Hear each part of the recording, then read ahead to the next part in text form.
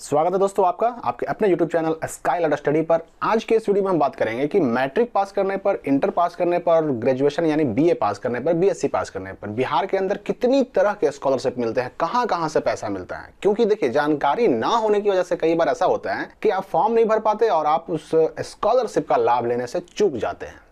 तो इस वीडियो में इतना तो तय है कि आप बिहार के अंदर मिलने वाले हर तरह के स्कॉलरशिप के बारे में जानकारी प्राप्त कर लेंगे। और चाहे आप स्टूडेंट मैट्रिक के हों, चाहे इंटर के हों, चाहे ग्रेजुएशन के हों, आपको जिस जिस तरह से लाभ मिलने वाला है, जहां जहां से लाभ मिलने वाला है, वो सारी चीजें बिल्कुल 100% स्पष्ट मालूम पड़ जाएगी इस वीडियो में, 100% श्योर। सबसे पहले हम बात करेंगे कि मैट्रिक पास करने पर कौन कौन सा स्कॉलरशिप मिलता है। तो इससे पहले कि हम आगे बढ़ें, एक बहुत जरूरी बात आपको याद रखना है कि बिहार बोर्ड के अंदर जो भी स्कॉलरशिप आप भरते हैं उसमें कौन कौन से बैंक का अकाउंट नहीं डालना है। क्योंकि अगर आपने ये गलती किया तो लाख आप फॉर्म भर दें, आपका पैसा कभी नहीं आएगा। कौन कौन से बैंक का अकाउंट नहीं डालना है वो पहले जान लीजिए। और दूसरी बात कि बिहार से बाहर का बैंक अकाउंट होना भी नहीं चाहिए। देखिए, यहाँ पर जो आप लिस्ट देख रहे हैं, इस लिस्ट में जितने भी आपको बैंक दिखाई दे रहा है, जैसे कि Allahabad bank, Andhra bank, corporation bank, Dena bank, oriental bank of commerce, syndicate bank, united bank of India, Vijaya bank, इतने बैंक्स का आपको अकाउंट कभी भी स्कॉलरशिप के फॉर्म में नहीं डालना। अगर ये अकाउंट आपके पास है तो कोई और अकाउंट डालिए, लेकिन दूसरा डालिए। हाँ, लेकिन आपके नाम का ही अकाउंट होना चाहिए, आपके अपने नाम से खुला होना चाहिए। ये तो पहली बात मैंने कह दिया। अब हम देखते हैं कि मैट्रिक पास करने पर कौन कौन सा स्कॉलरशिप मिलता है। सबसे पहले मुख्यमंत्री बालक बालिका प्रोत्साहन योजना। मैट्रिक पास अगर आपने किया, फर्स्ट डिवीजन से हैं, लड़का हो या लड़की हो, 10,000 आपको मिलेगा। उसके लिए अप्लाई कैसे होगा, लिंक क्या होगा, ये सब डिस्क्रिप्शन बॉक्स में दिया हुआ है।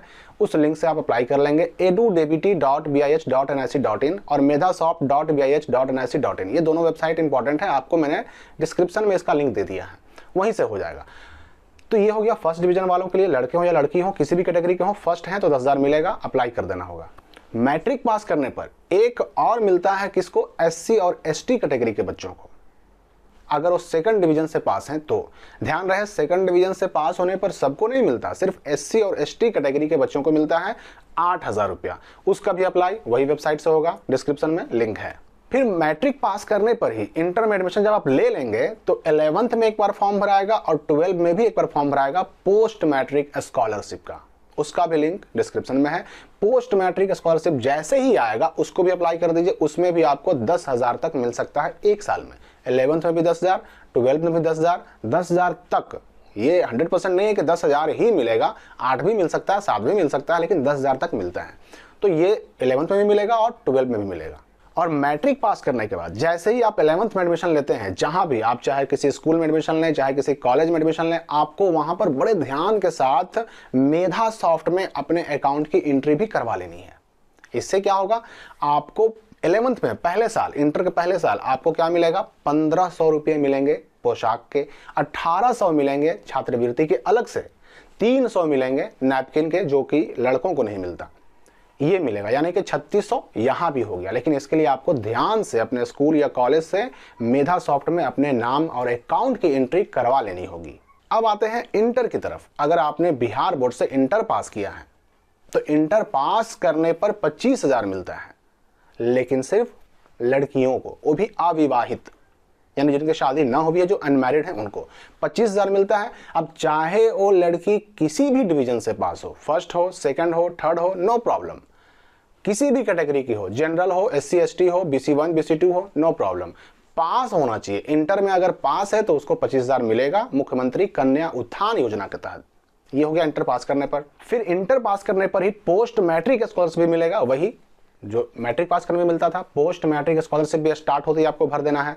ग्रेजुएशन में first year, second year, third year, तीनों साल आपको अलग अलग फॉर्म भरना होगा और तीनों साल अलग अलग आपको पैसा भी मिलेगा। इसमें भी 10,000 तक आपको मिल सकता है, तीनों साल में अलग अलग। तो ये पोस्ट मैट्रिक स्कॉलरशिप आप भर सकते हैं इंटर के बाद। इसके बाद इंटर में 80 परसेंटाइल वाले नंबर जो लाते हैं स्टूडेंट्स, उनका एक लिस्ट जारी करता है बिहार बोर्ड, उनको मिलता है अलग से 30,000। ग्रेजुएशन के फर्स्ट ईयर में 10,000, ग्रेजुएशन के सेकंड ईयर में 10,000 और थर्ड ईयर में भी 10,000। ये हो गया national scholarship for merit cum means, इसको कहते हैं। इसमें 30,000 मिलता है, लेकिन इसमें आपको लिस्ट का इंतजार करना पड़ेगा। अगर लिस्ट में आपका नाम है तो ही आप अप्लाई कर पाएंगे। ये हो गया इंटर के बाद मिलने वाला एक और स्कॉलरशिप। फिर ग्रेजुएशन जब आप पास करेंगे तो ग्रेजुएशन पास करने पर भी मिलेगा 50,000 किस योजना के तहत? मुख्यमंत्री कन्या उत्थान योजना के तहत। ये भी सिर्फ लड़कियों के लिए है, अविवाहित लड़कियों के लिए। इसमें एक मुश्त 50,000 मिलते हैं। किसको? तो लड़कियों को पास होने पर, किसी भी कैटेगरी की हो, किसी भी डिवीजन से पास हो, अगर वो ग्रेजुएशन पास कर चुकी हैं, बीए, बीएससी, बीकॉम पास कर चुकी हैं, तो उनको 50,000 मिलेगा। और फिर पोस्ट मैट्रिक स्कॉलरशिप तो है ही। एमए में अगर आप एडमिशन कराते हैं तो आप पोस्ट मैट्रिक स्कॉलरशिप भर करके first year, second year MA में उसका भी लाभ उठा सकते हैं। 10,000 दोनों साल आप ले सकते हैं।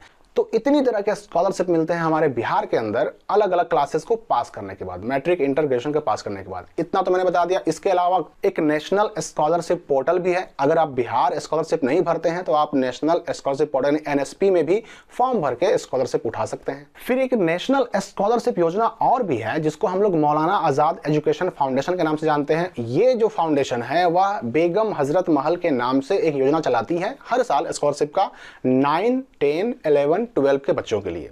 लेकिन ये योजना सिर्फ और सिर्फ अल्पसंख्यक छात्राओं के लिए है। तो लगभग जितने तरह के स्कॉलरशिप थे सबकी मैंने बात कर ली। अगर फिर भी आपके मन में कोई सवाल उठता है तो आप कमेंट बॉक्स में लिख करके पूछ सकते हैं, उसका जवाब आपको दिया जाएगा, आपकी दुविधाओं को दूर किया जाएगा। धन्यवाद दोस्तों, मिलते हैं अगली वीडियो में।